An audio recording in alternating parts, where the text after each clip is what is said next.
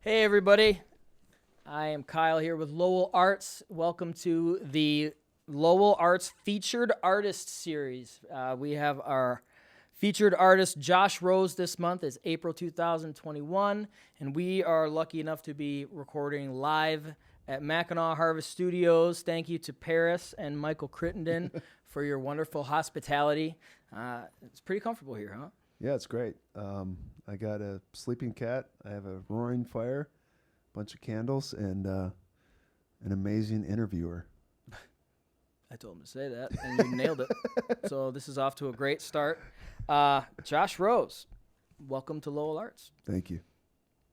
So obviously you are our feature artist this month. It's my job to talk to you for a few minutes and get a little glimpse into the guy, the Josh Rose that you are when you're not on stage at LowellArts playing for us. So how'd you get here?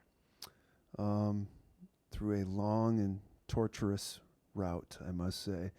I mean, actually, I grew up in the UP, in a little tiny town.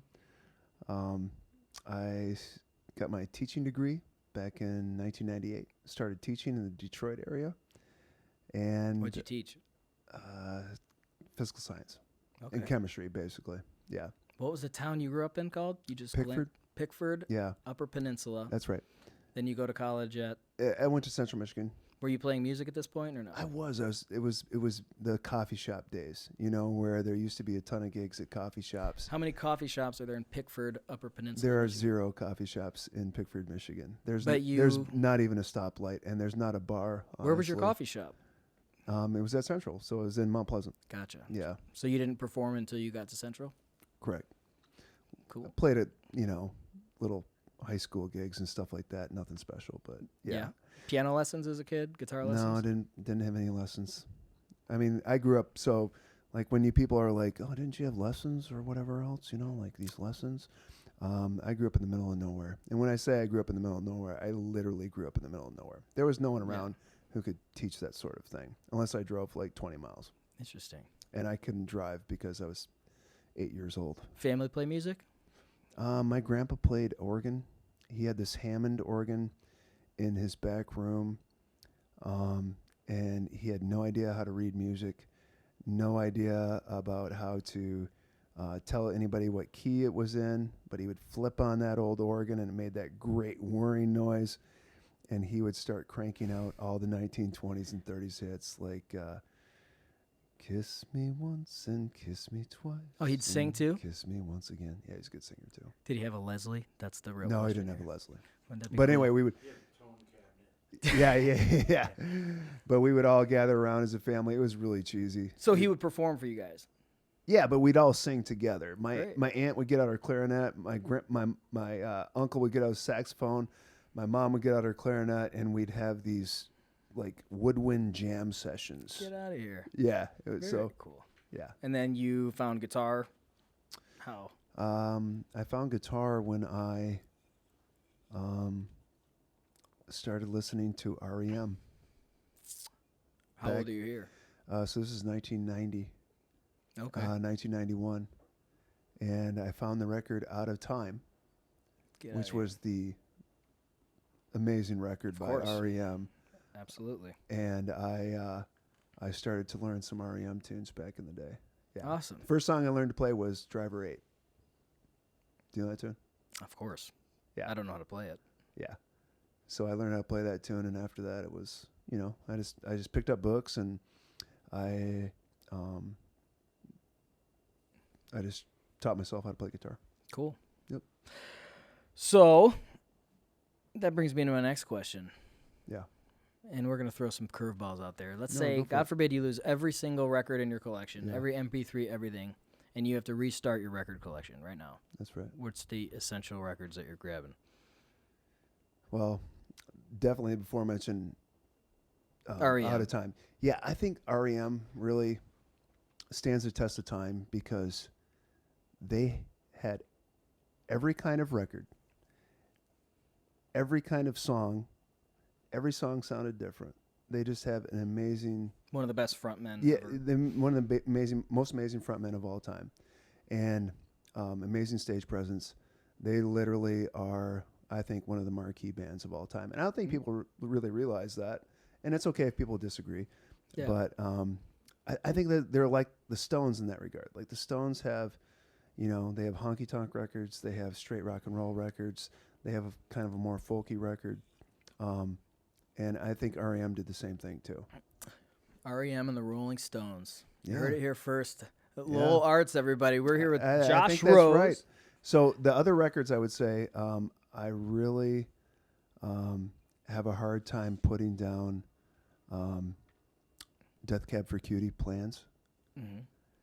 I think that is also one of the great records of this century. Yeah, that was their major label debut. That's right. After Transatlantis. Yeah, and I think even though it was major label, I think that record's almost flawless. Oh, it's great.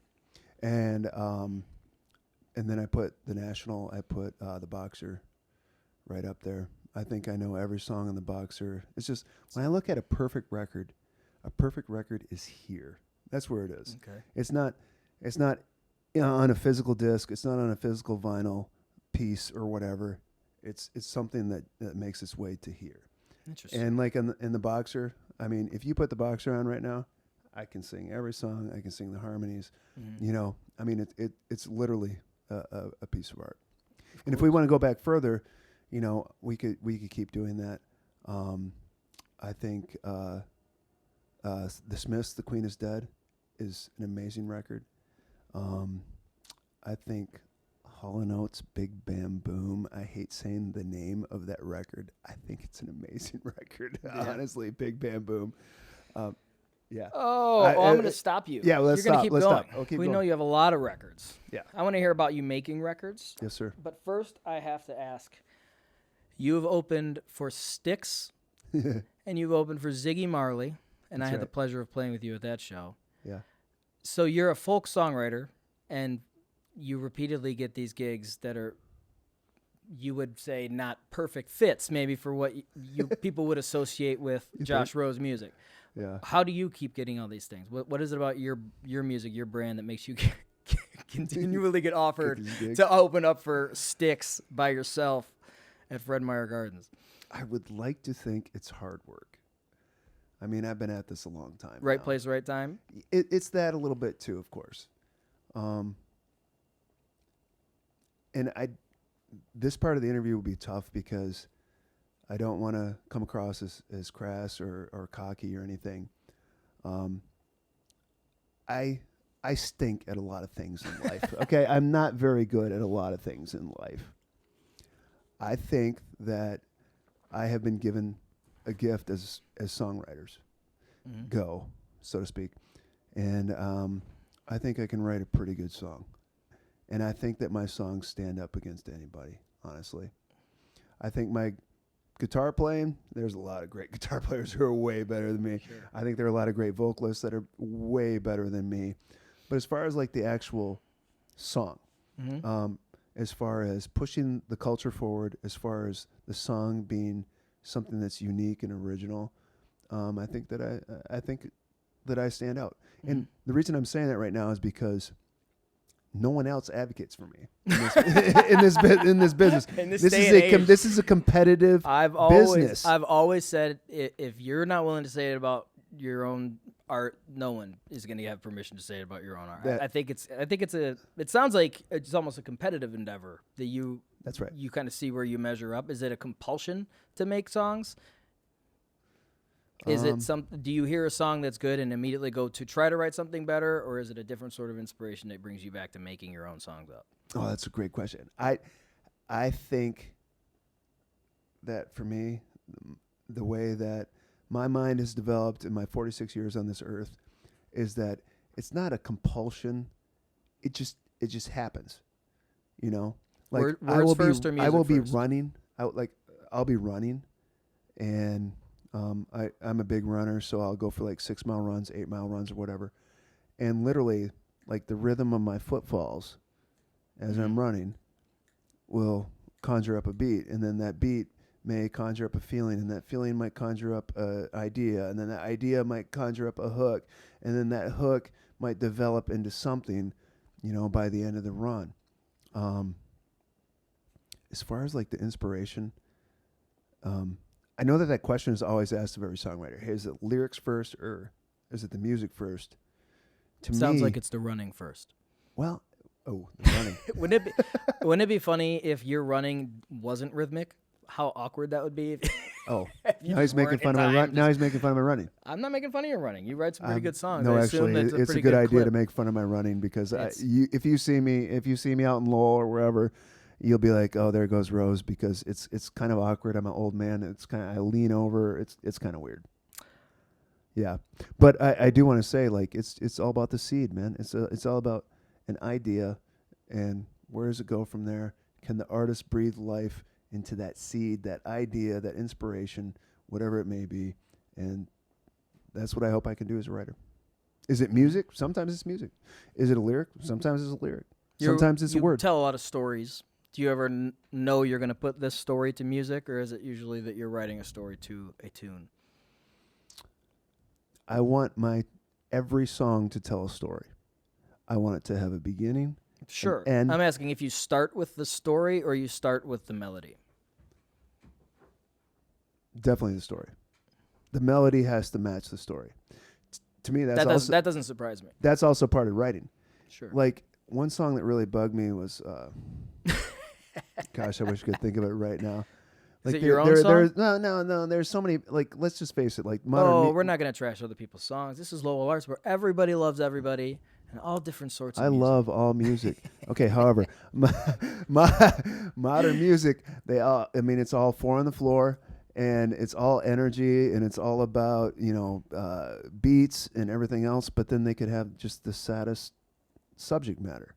Sure. I don't think the energy of the song matches the subject matter, and I think that's important.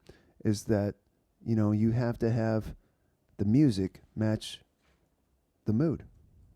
So you teach songwriting at different Yeah. camps and such. Yep. Tell us a little bit about that. Yeah, I teach at Wheatland Music Camp, and it's an amazing experience. Wheatland has a summer music camp. They not only have the big festival in the fall, of course, barring COVID, but it's basically adult campers. They come from all over the Midwest to come to Michigan and to learn about traditional music, and I teach them traditional songwriting.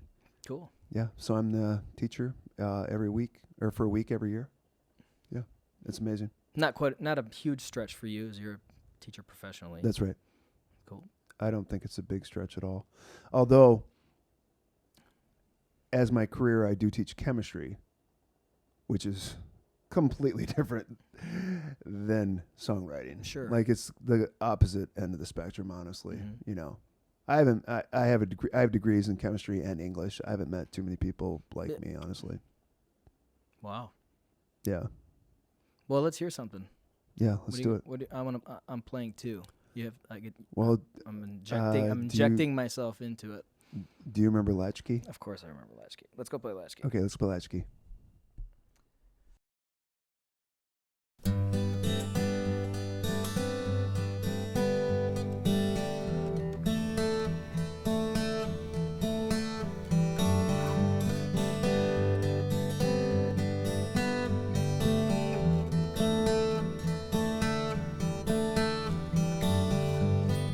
Bones don't hold up so well anymore. More like daisy stems.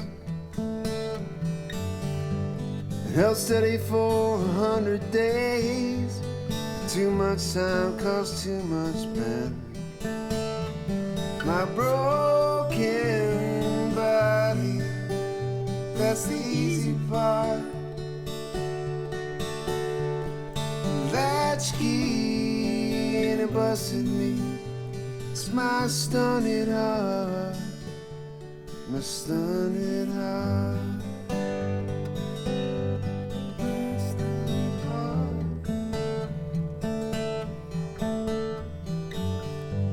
My back once held the biggest lows.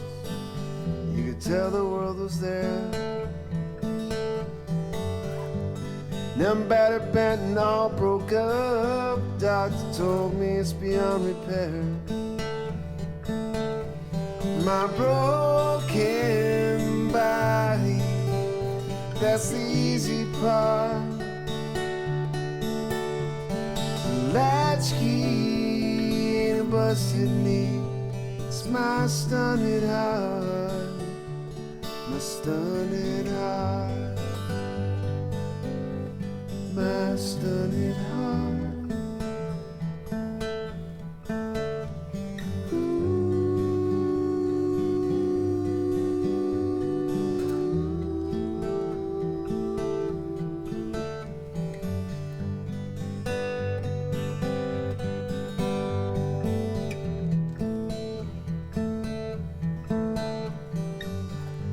My yearly ankle sprain, my fin and blood, my battle with the flu.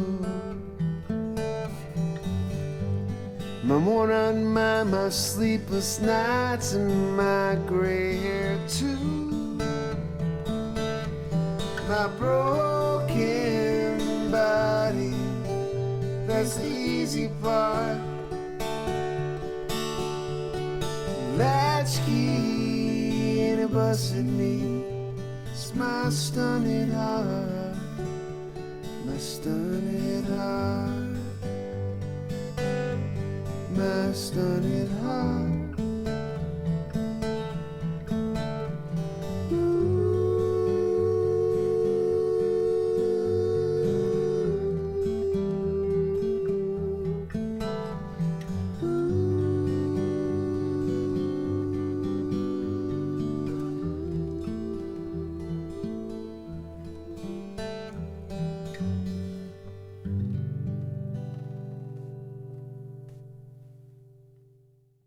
All right, we are back at the Lowell Arts Featured Artist Series, and Josh Rose is with us. And we should have disclaimed that I have been in Josh's band since Old Laminate came out in, what year was that? 2014.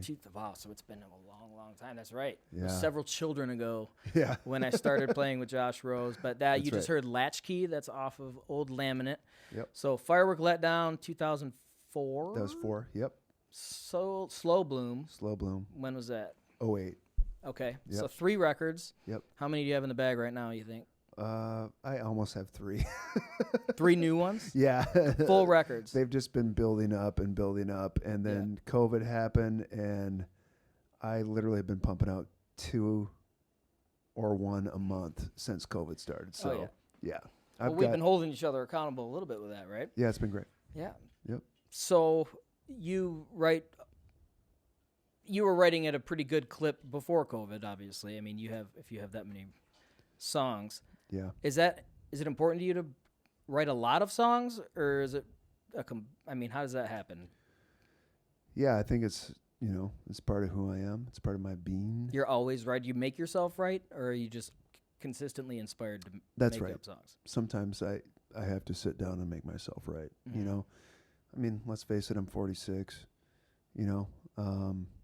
I think one of the things that adds to the longevity of a songwriter is the ability to keep producing new ideas and keep producing new music. Mhm. I think that a lot of artists enter the music industry with 1 record or a couple songs, and they have new ideas, and it's great, and I'm glad they have those ideas, but then they just don't have the longevity, Mhm. And you use the phrase "one trick pony."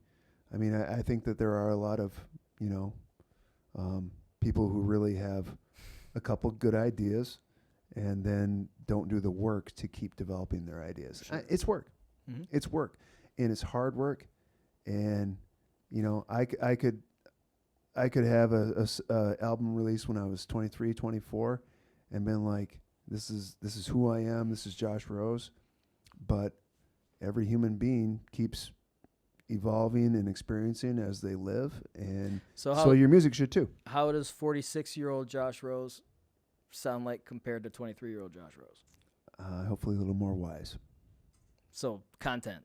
Yeah. Are you still making pretty much the same sonically style of music, genre of music? Yeah, I really haven't gone away from my acoustic, so You talked about I would say REM. that's accurate. Where does your REM influence shine in your songs or your music? Um, Is there much alt. I mean, your 3 favorite records were like alt rock records, and Right. you have a very organic acoustic approach. Well, that? you know, I mean, they always say Peter Buck was brought back the Appraisio. So I and the Rickenbacker, by the way. Yeah, good point, Colonel. So I think that I like to use a lot of Appraisios when I write. Okay. Yeah. Alrighty. Am So I wrong in saying that? I think Peter Buck really brought back the bird style Appraisio. You know, like we'll if you have to listen to get Turn, back to Turn, Turn, you know, the of the Birds, and they had a Rickenbacker too. So it was like an Appraisio style with the Rickenbacker. I digress. thank you for digressing. I thought you were gonna keep going. No, I'll stop. So Lowell Arts, you've been a part of Lowell Arts. You've played Lowell Arts. What is it? What can you tell us? What does it mean to you? I have always loved Lowell. I moved here in 2001, and I love walking down by the river. I love walking downtown. When my kids were first born, I would take them down. We'd feed the ducks at the Showboat.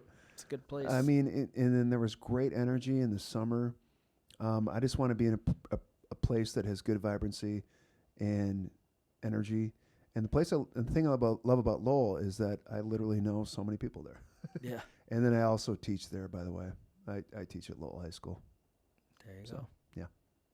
And So it's great that I'm part of LowellArts. And it's one of the best rooms. yeah. How do you feel about the room? That's what I was trying to bait you into talking about. It's just how amazing it is when that place gets filled up in the gallery. And For those people who haven't seen a LowellArts show yet, once COVID ends, you should try to make it to a LowellArts show. The space is amazing. Most the attentive, acoustics are great, respectful audience. and it's a wonderful experience. You take a walk around the river, you go see a great show, and then you go out to dinner after the show. It's a beautiful evening. It's always a good time. Yeah, for that's sure. right. So, for our listeners, how do we support you? Where do we find your music? What's next? You can find me in all the major outlets, Spotify, iTunes, or Apple Music, whatever it's called now. You can find me on CD Baby, whatever that's called now. And I think you can pretty much find me on just about everything except Google's a good Pandora. start. Google's a Yeah, good start. start at Google. Cool. I don't think I'm on Pandora yet. No? No. Are there there plans to record one of these 3 albums anytime soon? Yeah, I'm hoping to get back in the studio this year. Nice. Yep. Very cool.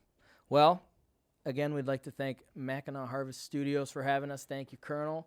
Thank you, Paris. Thank you, Colonel. Sleeping so soundly Thank you, next to Paris. me. Thank you, Mackinaw Harvest. It has been awesome talking to you, man. Yeah, thanks, Kyle. It's been a pleasure. You're one of my great friends, and this has been fun. Well, I'm going to make you let me play this next song with you. So do you want to Let's tell us do it. anything about it? This is going to be the name of my next record. Bar none, no question, this is going to be the marquee song. Josh What is can I all say? about low expectations. So It's called Foreverland. all right. Well, that's next. Thank you for being here, and we'll see you next month. Thanks. All right, this song's called Foreverland. 1, 2, 3, 4.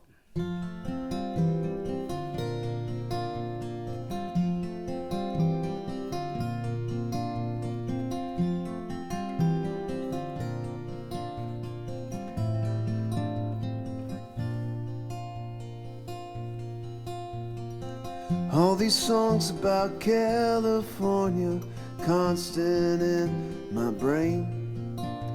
Well, I'm from a little further north in the land of fog and rain.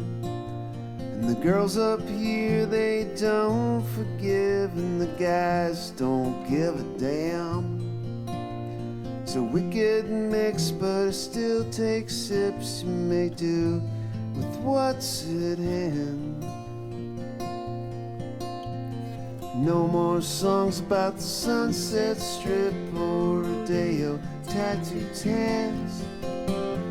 My roots are deep and fibrous. This is my foreverland, foreverland.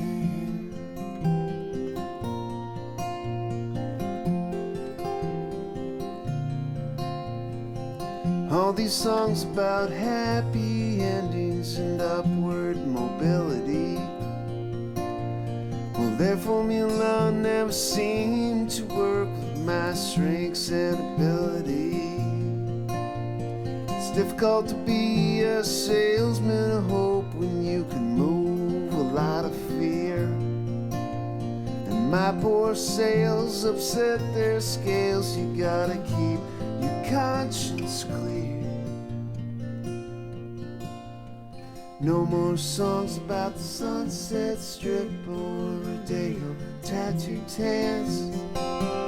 My roots are deep and fibrous.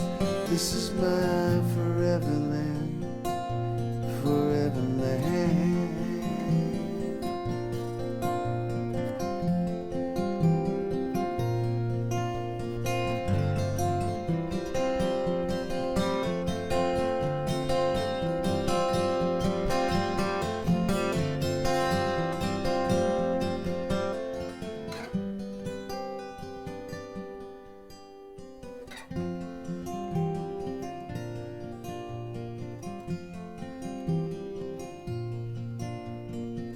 All these songs about forever parties and endless energy. Well, my brain and bones begin to fade about 8:53. But the sun set wide and know we try to spread love and hope and peace. And those three words should be more heard and broadcast like grains of wheat. No more songs about bucks and glory and what if green grass plants. My roots run deep, I got promises to keep. My roots run deep, got promises to keep. My roots run deep, I got promises to keep in my forever land.